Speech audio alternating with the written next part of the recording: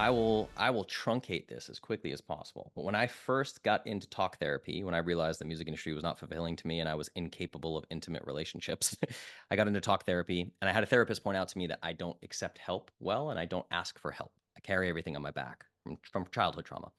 So she said, next time someone offers you help, I suggest you go. And I was invited to an entrepreneur event on a private island in Croatia with 200 e-commerce entrepreneurs. And I was interviewed, accepted to go, and it was 15 grand. And I was like, ain't no way. Can't happen. Not going to happen.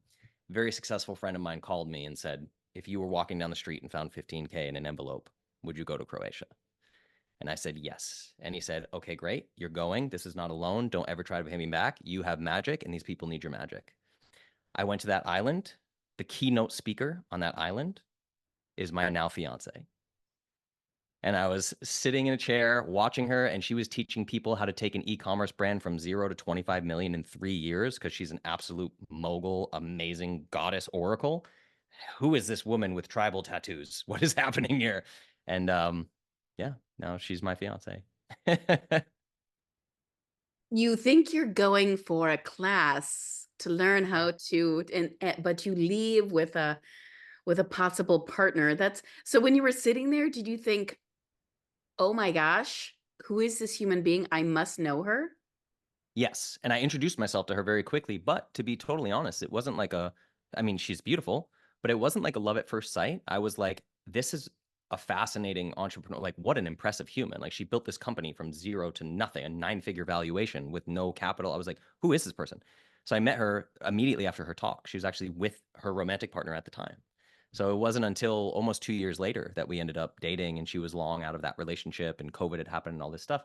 But it was not only that. I mean, my network, my global network of my closest friends were all on that island.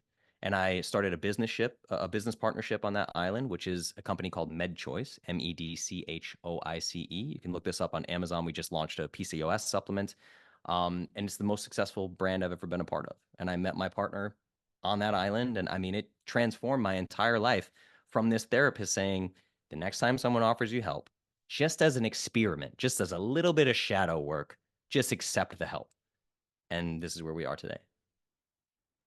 Okay, I don't know how old you are. I think you're quite a bit younger than me, but that's okay. I don't know if you ever saw that show Fantasy Island. I've heard of it, but I've never seen it. No. Okay, so people go to this island and it was, they had probably, you could say now, quite a few of them had shadow work to work on. They Mm. had things to work on. Yeah. And, they would come to the island and think, oh gosh, this is going to be a fantastic getaway. I'm going to lay on the beach. I'm going to swim in the pool or in the ocean and drink Mai Tais and what have you. And then something would happen. I don't, sometimes catastrophic, sometimes surprising, sometimes scary. And by the time they had reconciled and wrestled everything that had happened, they would leave this island completely transformed, like Yeah. shocked by what the island had to reveal to them. And so Yeah. it sounds like that's what happened to you. I went to Fantasy Island for sure. It was crazy. An island called Obanjan in Croatia. And I'm just every day I wake up and I'm just looking at the beautiful Croatian ocean and blue water. I'm like, what is happening here? Everyone around me is 8 and 9 figure entrepreneurs, and I'm having imposter syndrome. How did I get here? Am I supposed to be here? And like it just transformed everything. Yeah. Oh, yeah. And I think what is really gorgeous about that story is that your therapist had issued a prompt, right? And Yeah. so you think to yourself, oh, it's, maybe someone's just gonna, my car's gonna break down. I'm gonna need to call Exactly. someone to be like, Yes. can you give me a ride? Yeah. Or I'm gonna lose my phone and have to approach a stranger and say, okay, I'm sorry, I don't mean to bother you, but I might need to use your phone to call for help, get someone to help me in this situation. No one Exactly. ever thinks that it's going to be this opportunity to go to an island and a friend steps in and says, hey there, this is how I want to help you. I mean, the amount of help, and I really do want to make a point about this because everybody's in different points in their lives. Help means different things to different people.